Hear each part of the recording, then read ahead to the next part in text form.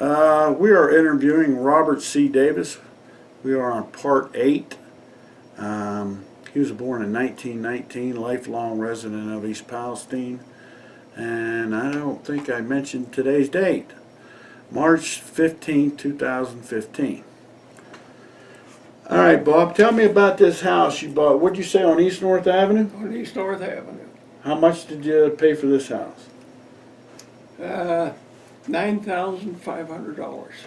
And 19 what? 49. What? 1949. What house was that? What was the address of that? 540 East North Avenue. 540. I lived at 397, down there by Straley's. Did you know any Well, Straley's? it was out further than that. Was you towards the end? Yeah, right. Let me see, what's the name of that? Sebring. Sebring, yep. The last street on East North Avenue is Sebring. Well, the rest of that was all part of Weeder Farm. At that, which before Weeder it was Taggart's.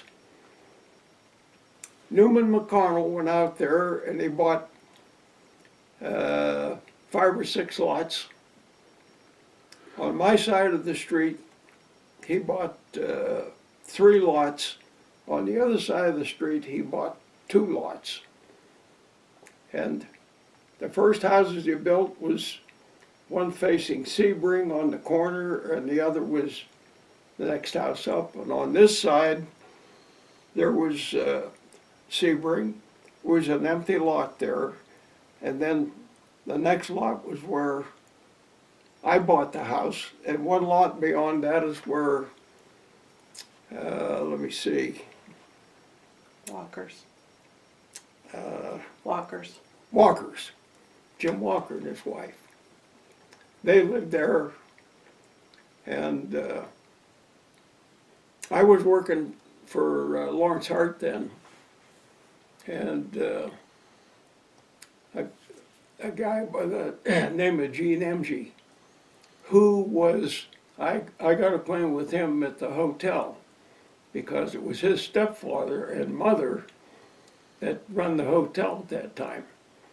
And Gene told me, he said, Bob, he said, McConnell's building a house right across the street from where I live.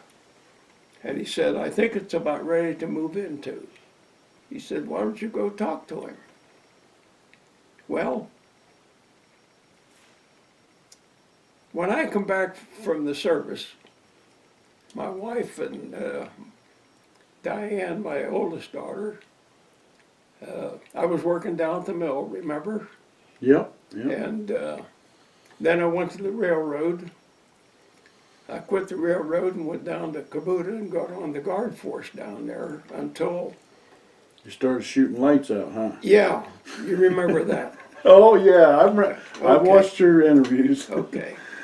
So when I come back, there was no place to you couldn't find an apartment to rent, or you couldn't, just wasn't anything. So we lived with her mother and father for a year or two until my brother-in-law told us about an apartment in Darlington. Well, we went down and looked at it, and we lived there. And Pee Wee Dickey and his wife lived downstairs, and we took the upstairs. Well, Pee Wee and his wife were building a home down in Negley. So when they moved out, we moved downstairs. And then some people by the name of, his name was Emerson Arthurs. They bought the house. And they told us they wanted the downstairs, we had to move back upstairs. So I hate moving. on Sunday mornings, when I got up, I'd go in and tickle Diane. She was just a little girl then. I think she was about 5 years old or something like that at the time. And in the meantime, I heard about this house that was being available. So I went to Newman, and he said, yeah, he says, I'll sell you that house, Bob. But I told him on one condition. I come from a big family, and I want to buy that lot on the corner, right next to that house. There wasn't a house there yet. Right. Oh, he says, I don't know. He says, I want to build a house there. And I said, well, Newman, let me know next week.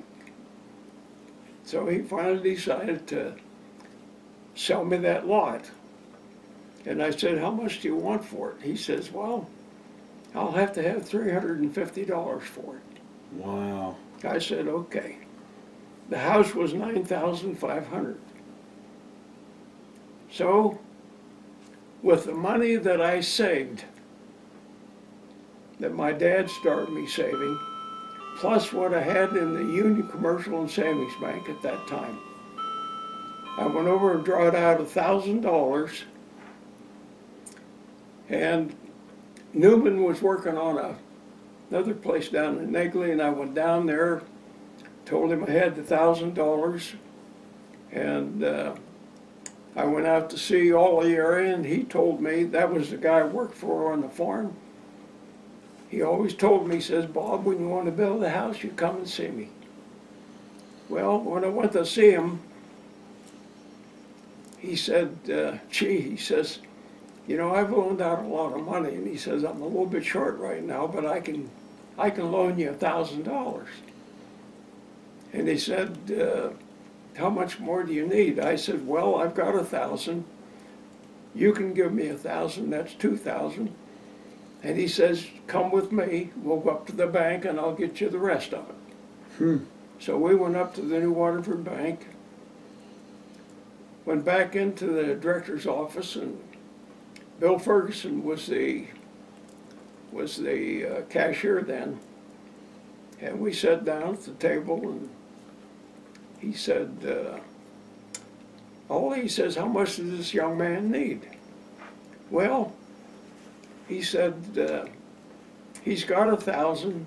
I'm going to loan him 1,000, and he needs about 7,500, something like that. Well, old Bill says, I think we can handle that. So that's how I bought the house. That's how you got it. Now, every Saturday night, Nancy and I and Diane we'd either go to East Palestine or we'd go to Beaver Falls, take in a show or something. So, this one Sunday morning, when we lived in that apartment, the door opened downstairs, and it was Arthur's wife. She says, Bob, she says, if you can't quit making noise up there, she says, you're going to have to move. I said, okay. So that was on a Sunday morning. Well, the Saturday night before that, we drove to East Palestine that night. And coming down Tigard Street, we cut across where the electrical factories is. Okay. Went down Martin Street, cut up Sebring, made a right turn, and there was this house and a driveway. And my wife says to me, she says, who lives here?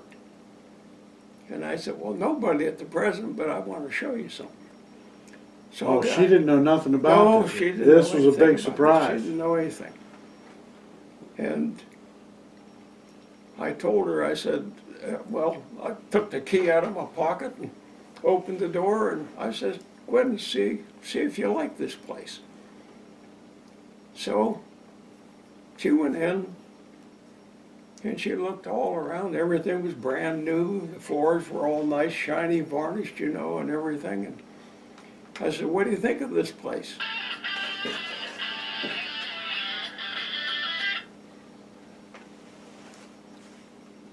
She says, You already bought it I though. already bought it. She don't know nothing. This She is didn't know all anything, didn't know surprise. nothing about it. Okay. So she walked in and looked all around, and I said, well, how do you like this place? Oh, she says, honey, it's real nice, but we can't afford this. Well, I says, you better get ready to move because we're moving on Wednesday. She And- think you was pulling her leg? And then the stuff hit the fan. Uh-oh. You know what I mean? Uh-huh.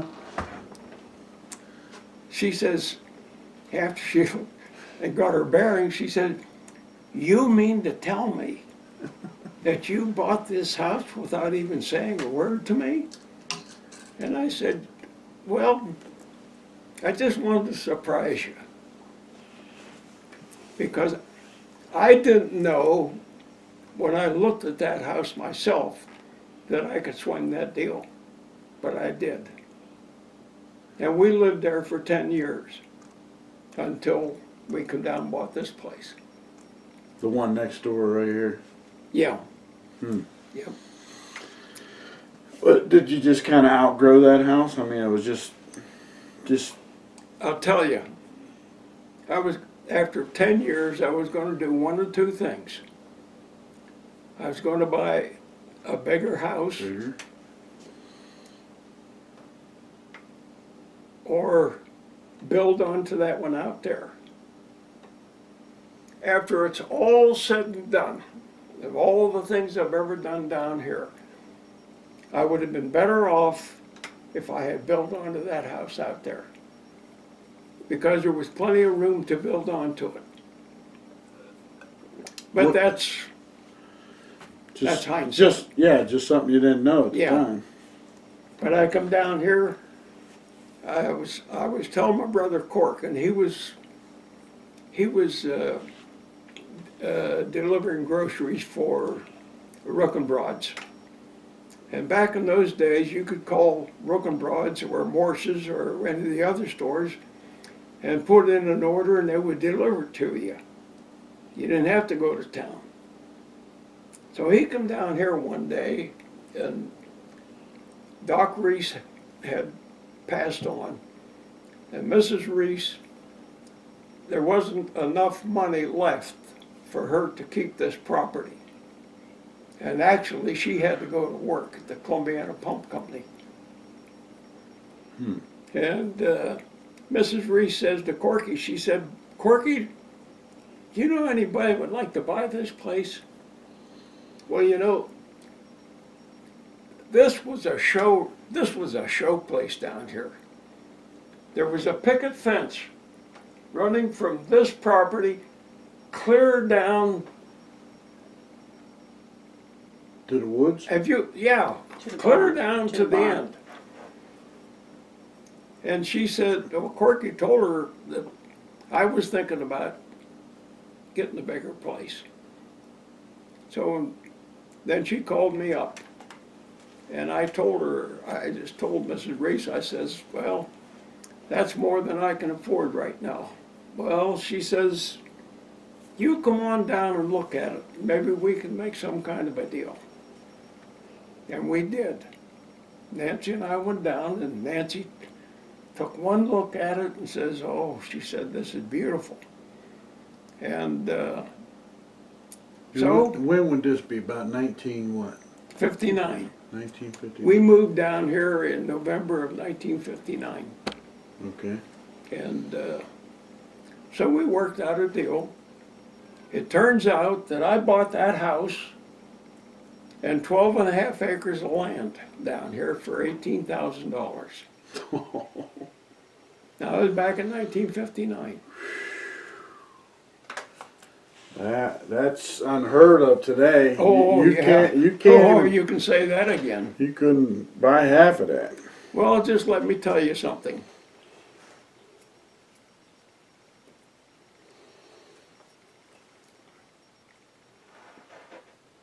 After I built the golf course and got it running, I decided there was a barn back there, and I decided to convert that barn into apartments.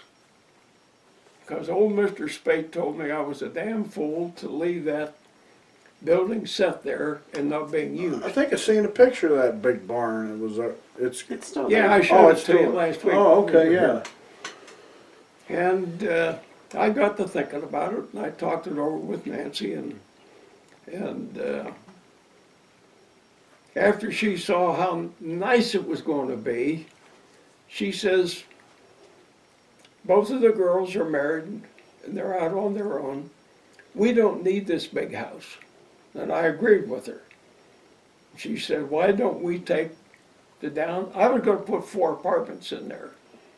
Why don't we take the downstairs, the whole downstairs, put 2 apartments upstairs. That room, there'd be plenty of room for us and a guest. And I could still have my office out there and people to come to play golf, all in one area. That's what we did.